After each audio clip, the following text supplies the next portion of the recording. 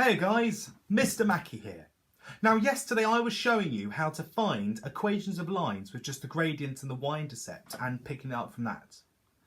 And I set you this challenge to find the equation of a line when you just have two coordinates, which is 0 and 3 and 1 and 6. Now, I'm going to show you how to find the equation of the line with those two. So let's go upstairs, back to the whiteboard for the final day of graph week. Let's do this. So I have these two coordinates. Now the reason why I'm doing it up here and not downstairs on the graph paper that we did is because I want to show you that you can find the equation of the line without even needing a graph, as long as you have these two coordinates. Now when you look at these coordinates, we can already find the y-intercept, because that is the y-intercept. It passes through the y-axis at this point. So we can already start labelling our equation. Y equals, well, we don't know our gradient, but we know that our y-intercept is plus 3. So how do we find our gradient? Well, here's a little trick. I haven't shown you this trick before because I wanted to see how you do at home. But the trick is you subtract these two y coordinates together, so 6 take away 3 equals 3, and then you subtract the two x coordinates, 1 take away 0, that will get you 1. Now once you've done that, you divide them. What's 3 divided by 1? And that will get us 3. So the equation of the line is y equals 3x plus 3. Another way you can see this is for when we go across by 1 on the x-axis, the y-axis increases by 3. Because that's what the gradient's doing. It's increasing by 3 every time. And so this is the equation of our line. Y equals 3x plus 3. Now I know I didn't show you this idea of how to find the difference between the coordinates, then divide them. So let's just do another one so we know what we're talking about. Now for this one we don't have the y-intercept because we don't know where on the y-axis this line is passing through. But we can still work with it to find out the gradient. So what we do is we do 5 take away 1. So let's do that now. 5 take away 1, which gets you 4. And then you divide that by 3. Take away 1, getting you 2. What's 4 divided by 2? 2. So the gradient is 2. So we can already start creating our equation. Y equals 2x. But how can we find our y-intercept? What could we have to help us find it?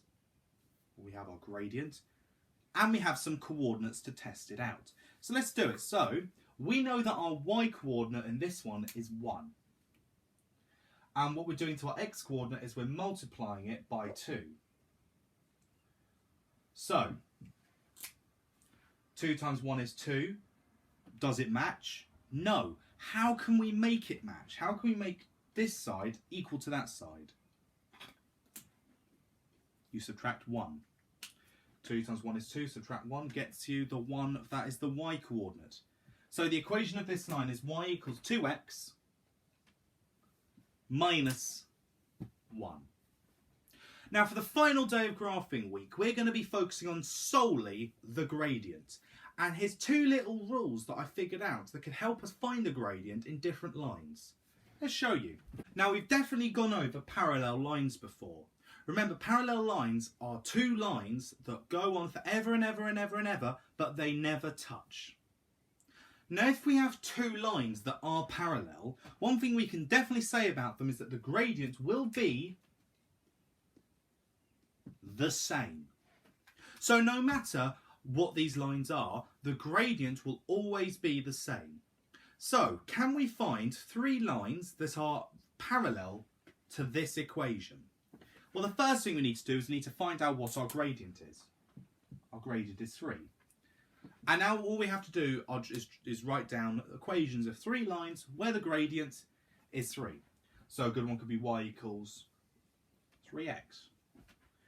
Another one could be y equals 3x plus 1, y equals 3x minus 240. It does not matter what you put here.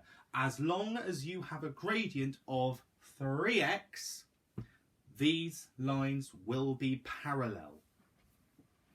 Now, perpendicular means that the lines will cross, but when they cross, it makes a 90-degree right angle.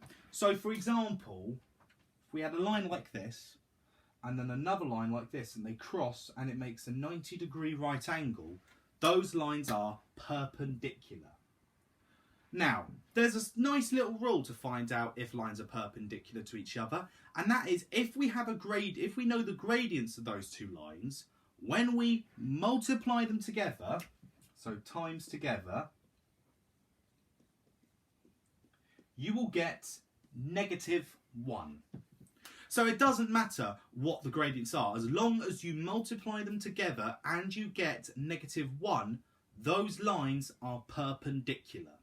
So for example, if I have a line that is y equals 3x plus 6, we know 3 is our gradient, what do we multiply by that 3 to get -1?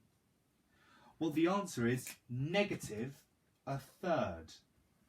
So if I wanted to find a line which is perpendicular to this one, we'd use -1/3x plus 12, or -1/3x plus 14, -1/3x plus 279. It does not matter, as long as the gradient has, when multiplied together with the other gradient, gets you -1, they will always be perpendicular. So those are the two rules you need to know. Now, let's do a challenge today and see how you do. So here's the challenge. I have a line. I don't know the equation of the line, but I have the coordinates 0 and 2 and 1 and 5. Now, I have 3 equations down here.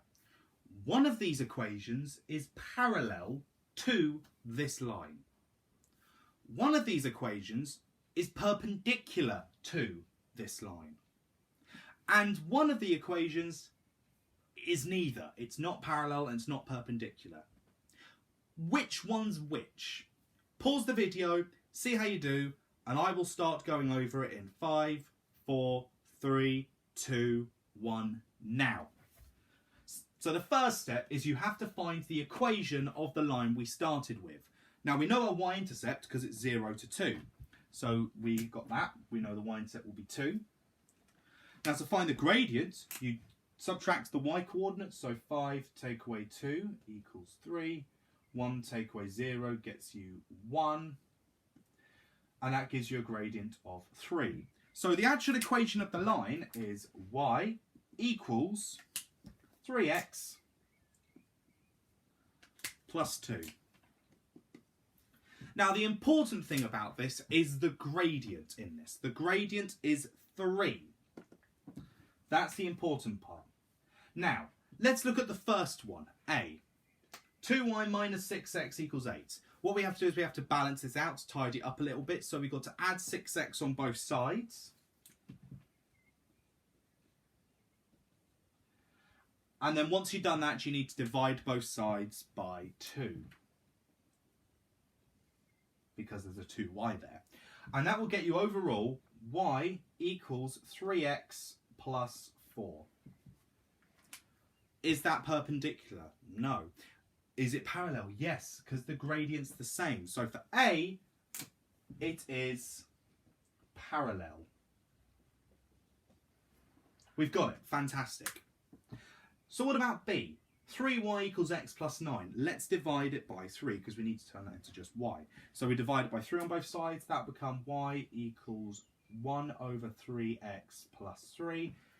Is that parallel? Well, we know which one is parallel, but no, it's not because the gradient isn't the same anyway. Is it perpendicular? No, because when you multiply 1/3 by 3, you get 1. It's perpendicular when you multiply them and you get -1. So this one is the wrong one. But let's just be sure. Y equals -1/3x. When you multiply -1/3 by 3, you get -1. This one is perpendicular.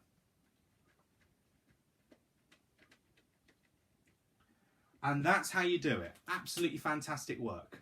Now, this is the last day of Graphing Week. We're going to be starting a whole new topic next week, and that is probability. Probability, the likelihood things occur. See what you can find out. See if you can find out some probability of yourself. And please submit other topics you want me to do. I'm starting to feel like I'm running out of topics. So please submit some ideas because I want to continue this channel. So please send me some topics you want me to cover in the future and I will go over them, okay? If you didn't want me to go over linear graphs again in the future, please let me know. But I hope I've been helpful on this topic. Have a good Sunday, guys. Keep on learning. Let's bring on probability.